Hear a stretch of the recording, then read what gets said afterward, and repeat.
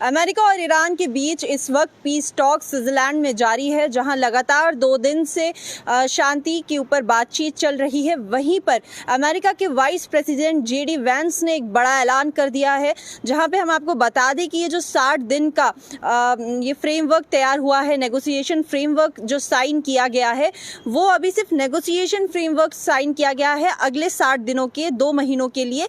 इसके बाद जो इस फ्रेमवर्क में जो डील्स होंगी, जो पॉइंट्स रखे गए हैं, उनके ऊपर जो बातचीत होगी और पूरी तरीके से जब इनके ऊपर दोनों तरफ के देश मान जाएंगे, राजी हो जाएंगे, तब जाके एक फाइनल नेगोशिएशन डील साइन होगी।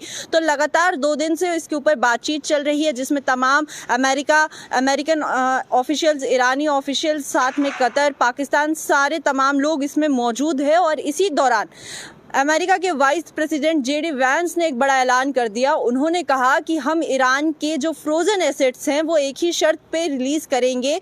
वो शर्त ये है कि ईरान को फ्रोजन एसेट्स के बदले में उन पैसों से अमेरिका के एग्रीकल्चर प्रोडक्ट्स खरीदने होंगे।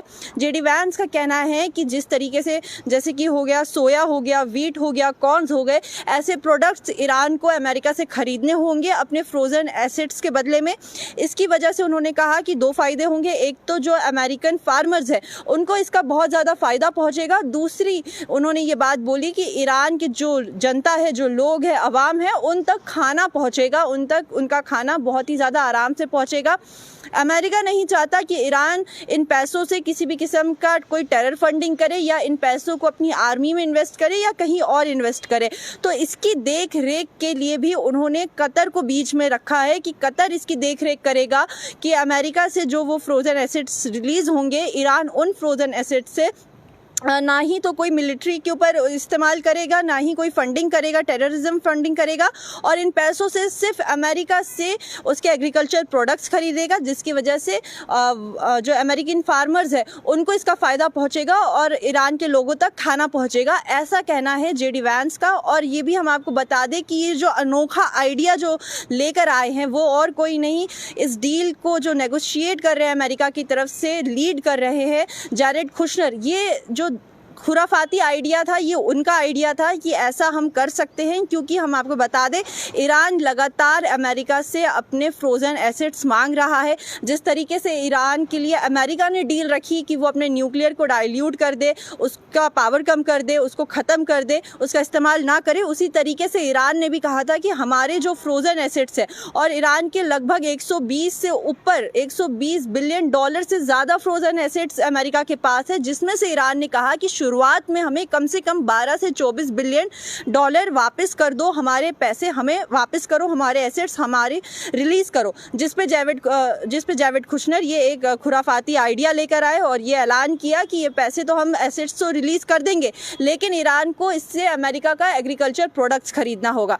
इसी बात पर ईरान के ऑफिशियल्स की तरफ से, जो ईरान के फॉरेन मिनिस्टर भी हैं और स्पोक्स पर्सन भी है इस्माइल बागिर, उन्होंने साफ तौर पर कहा कि हम कोई एहसान नहीं ले रहे, अमेरिका हमें कोई तोहफा नहीं दे रहा या हमारे ऊपर एहसान नहीं कर रहा है हमारे पैसे वापस करके। ये पैसे हमारे अपने हैं, हमारा हक है, और हम अपने पैसों को कहाँ पे खर्च करें, किस तरीके से खर्च करें, ये हमें कोई और क्यों बताएगा। ये हमारे अपने पैसे हैं, हमारा जहाँ मन होगा, जैसी मर्जी होगी, हम इसे वैसे खर्च करेंगे। अमेरिका कौन होता है हमें ये बताने वाला कि हमें हमारे पैसे किस तरीके से खर्च करने हैं और किस पे खर्च करने हैं। ये हमारा पूरा हक है और इस पर हमारा राइट है। हमारे पैसे तुम्हारे पास है, तुम हमें हमारे पैसे वापस कर रहे हो, हमारे ऊपर कोई एहसान नहीं कर रहे हो या हमें कोई तोहफा नहीं दे रहे हो। तो ईरान के ऑफिशियल्स, ईरान पूरी तरीके से आज भी क्लियर है कि आपको बदले में जो चाहिए हम उस डील को मान रहे हैं, उसको तैयार कर रहे हैं, लेकिन हमारे कम से कम जो एसेट्स आपने फ्रोज करके रखे हैं उसको आप जल्द से जल्द रिलीज करो। और ये शर्तें लगाना कि एसेट रिलीज के बदले में हमें आपसे ही आपके प्रोडक्ट्स खरीदने पड़ेंगे, आपके एग्रीकल्चर प्रोडक्ट्स खरीदने पड़ेंगे,